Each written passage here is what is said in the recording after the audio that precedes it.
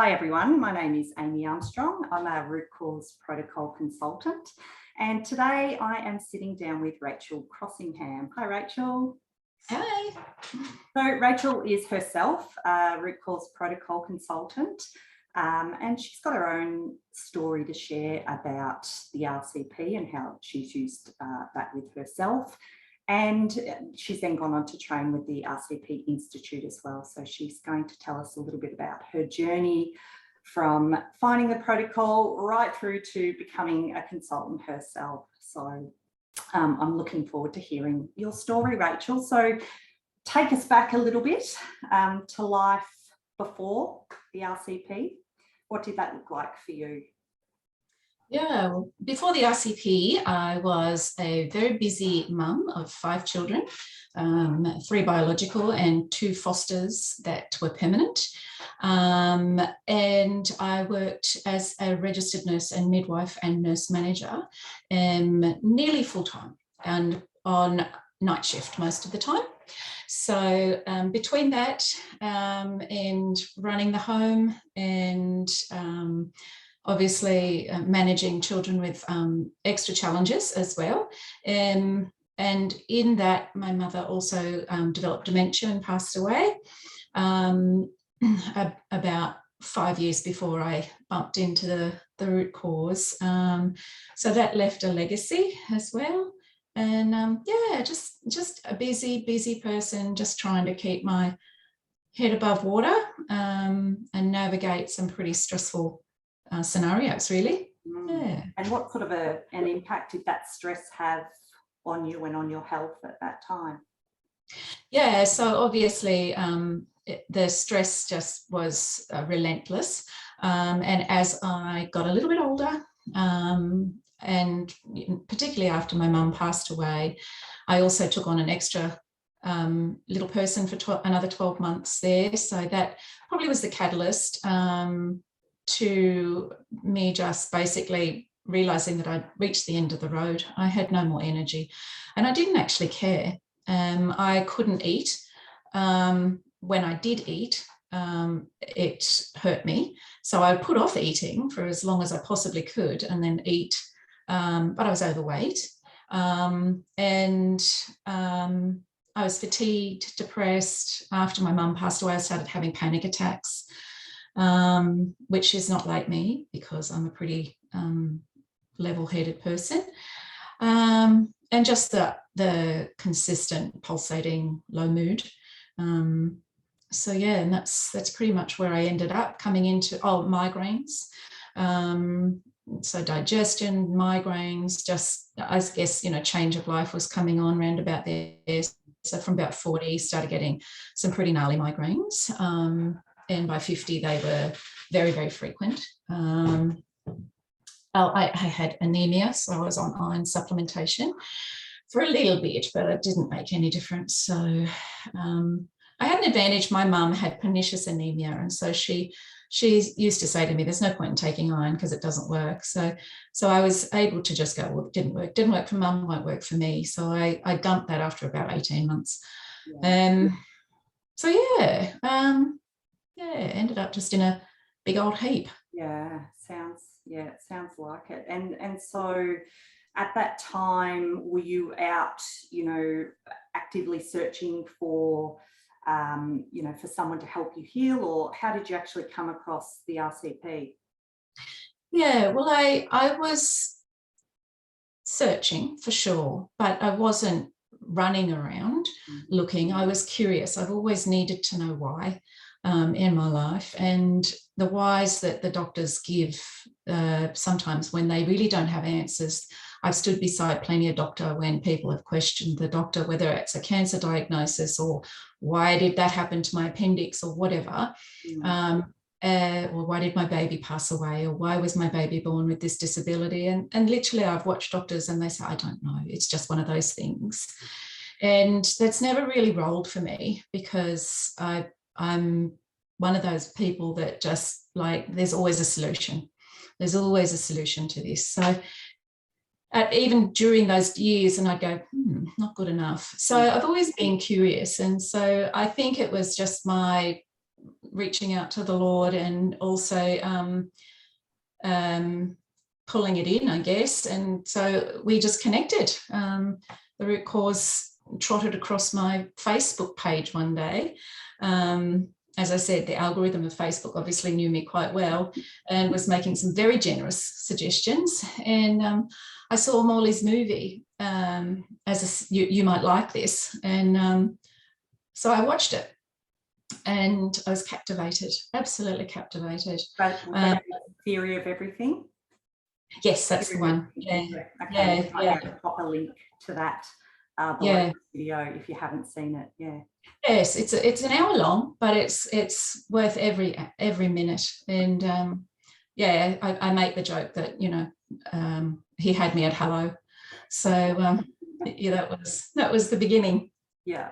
And so once you discovered the RCP, what from there? Did you work with a consultant yourself, or did you just dig in and explore where to start? How did you approach it? Yeah, so no, I didn't work with a consultant. I considered it and looked into it, and it was beyond our budget at the time. And being the sort of person I was, is like, well, everybody in this family needs this.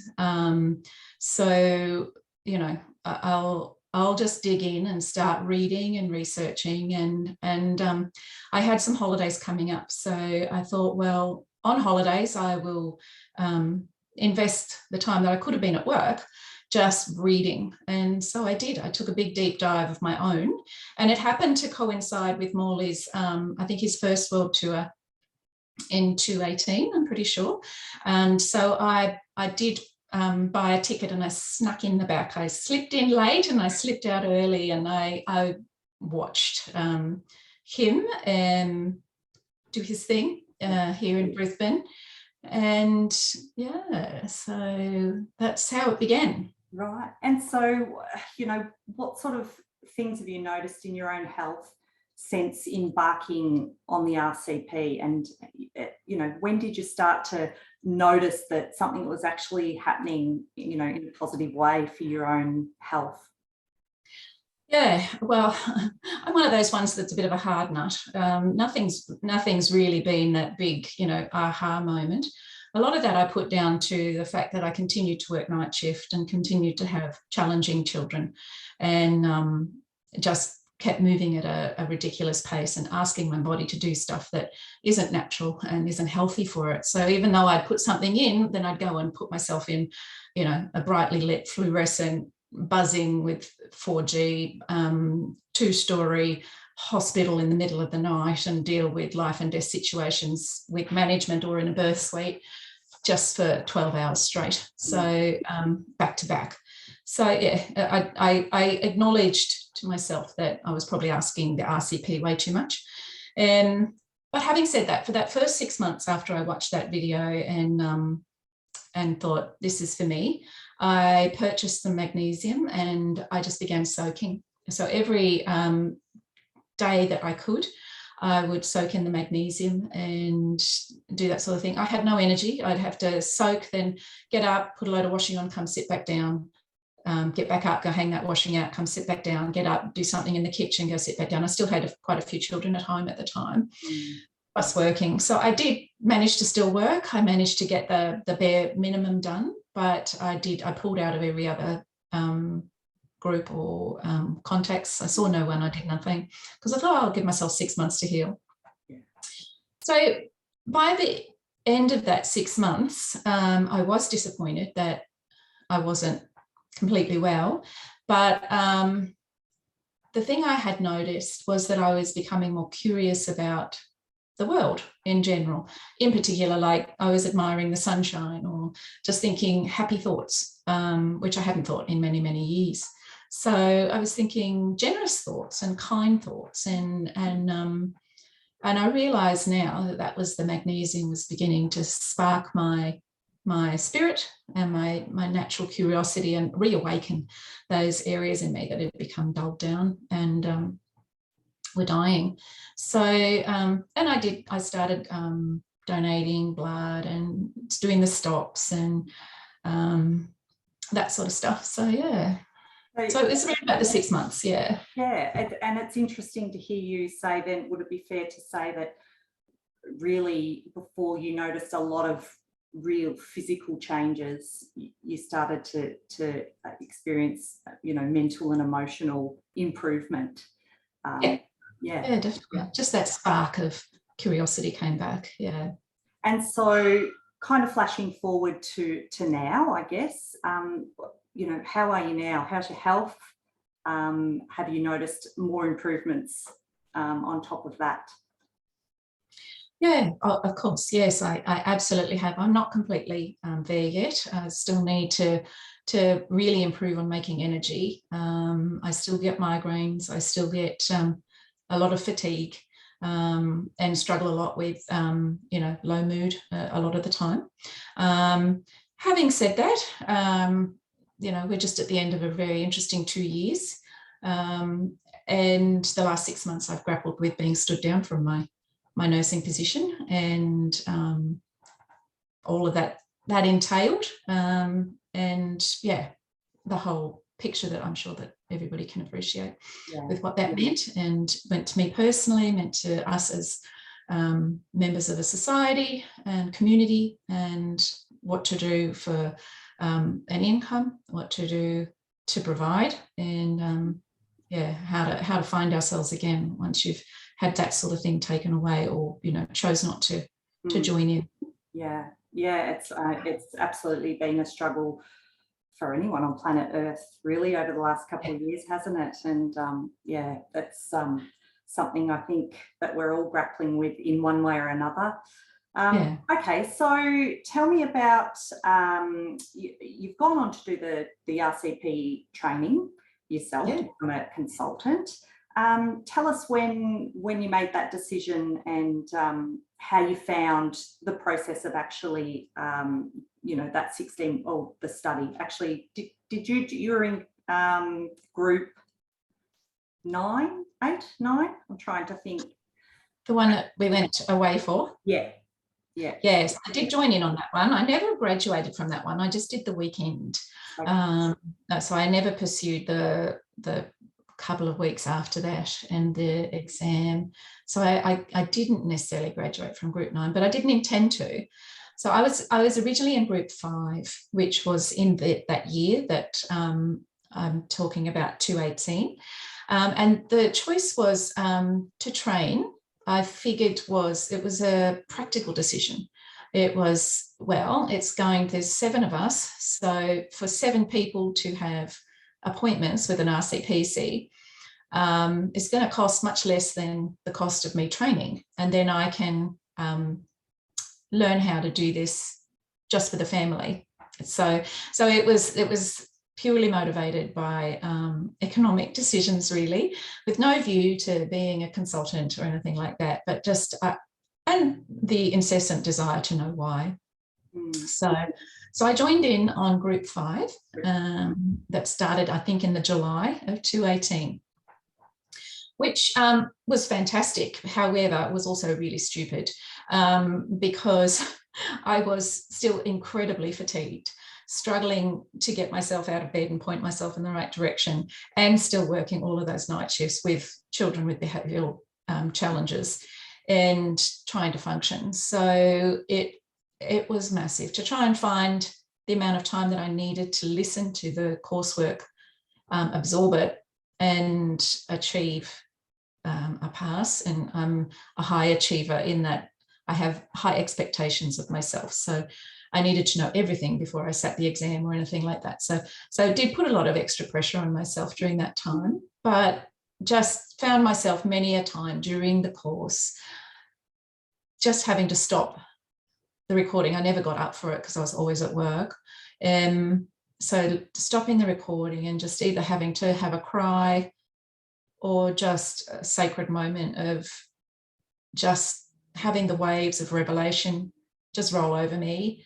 And grief as well, because obviously all of those things could have helped my mum. So knowing that she was gone and there was nothing I could do about that. But that spurred me on as well to hopefully help others that have got to that point where life the spark of life is just gone, and they're on their way out if they're curious enough to make that change. Yeah, so it was really hard. But you did it. I did. You did it. You came back for more. Yeah, well, Morley came back in 2019, yeah. and so we went along to what was it, Hastings Point or something? Yeah. To the immersion, and we had a few days away with Morley and Kristan and a wonderful team of people, and did an immersion. And I mean, obviously in the light of COVID, you know, what a spoil that was. It gets richer and richer, that experience, with every moment that passes. So so that was really lovely. And then most recently I decided that I would train again, because it had been 2 years since I'd done the course in 2018, and I still didn't get it, and realised and acknowledged that what I took on board then would be, I'd take on a lot more. So I retrained in 12 months ago. And yeah, so it's 5, 9 and 13. It's really and so that would, you know, there's a few of us now, I think, who've retrained. Not sure what the record is. I know that I can think of one person who I think has almost taken every course that Morley has done. Wow. But it really is a testament to the amount that you get out of it, but also the amount that you take out every time is so different. You know, it's like this scaffolding process, isn't it? That you bed some things down and then you come back and you can take in some more. And that's what I found in my experience as well. And so what would you say, Rachel, to somebody who was thinking about, I know we've got group 16 starting, who was thinking about, you know, jumping in and taking the dive and doing the course? What message would you give to them? Yeah, look, I think it's hugely beneficial. I think the thing that the course gives you is that deep dive, and you can go as deep as you want. It's very supportive. And so, you know, there's the expectation is that, yes, you do attend, but, you know, you're not having to regurgitate everything that Morley understands, which is also very empowering. So, and I think that that's been said, is that, you know, doctors and scientists can attend, but also mums can as well. So people that are interested in improving their own health or taking a health journey. I mean, it helps having a health background. But, you know, so if you were just going to be diving in with absolutely no understanding of health, I think it could be quite confronting. But you've got to start somewhere. So look, I think it's simply valuable, and it's a gift that you would give yourself.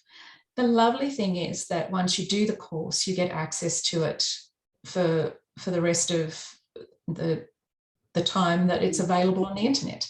And so that's forever, technically. So you can redo and redo and redo. So it's limitless as well. So it certainly is of value. Absolutely. Yeah. And I mean, there is that support of the group who have been there before you. And, you know, we have access to various forums and ways of keeping in contact with everybody. And you have a tutor, and, you know, you are really well supported. So I think at whatever your entry level is, you know, there is something to take away absolutely for everybody. So just take us through now what your life looks like as an RCPC. So you did start out just to support your family, as did I, and it's taken us on to bigger and better things. So how are you using, you know, your qualification now in a professional sense? Yeah, so I've been incredibly honoured and privileged to be offered by Kristan to come on board in her business as a junior RCPC and work with her and Teresa. So that's completely mind-blowing and hugely honouring and very exciting. So, and overwhelming.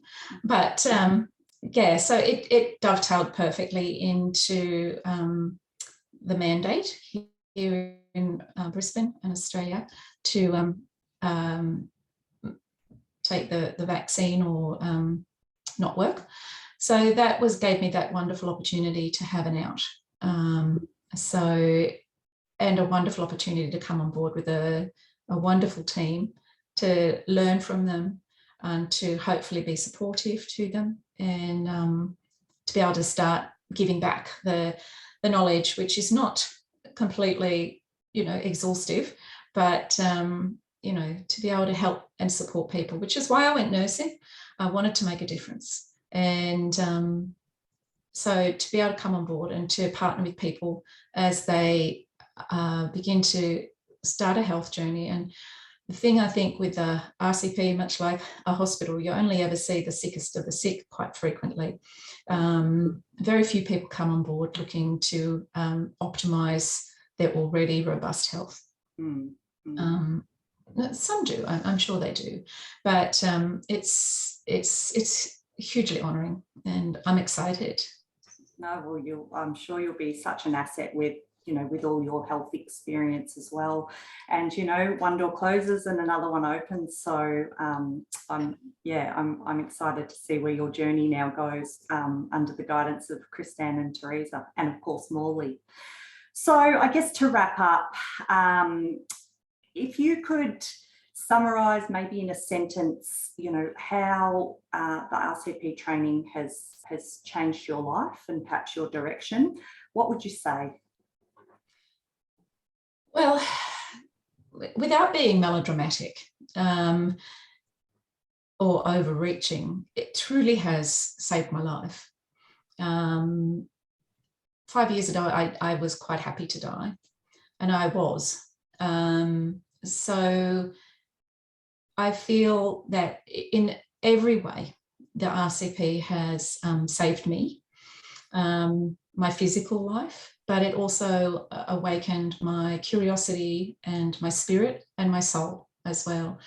On top of that, it's introduced me to people that I never would have met before, and given me a community and a safe place to be, which has been very rewarding, and like-minded people to swim against the current. And it takes quite a lot of energy just to do that, to look behind the narrative and to find out exactly what's going on. Takes energy and takes a lot of bravado or spunk, and to have that collectively has been very energizing as well. So yeah, in short, it's saved me, and I hope that I've been saved for a reason, not just to save my little life, but that I can actually continue to give back for the years that I have left, so that people can experience joy in their day-to-day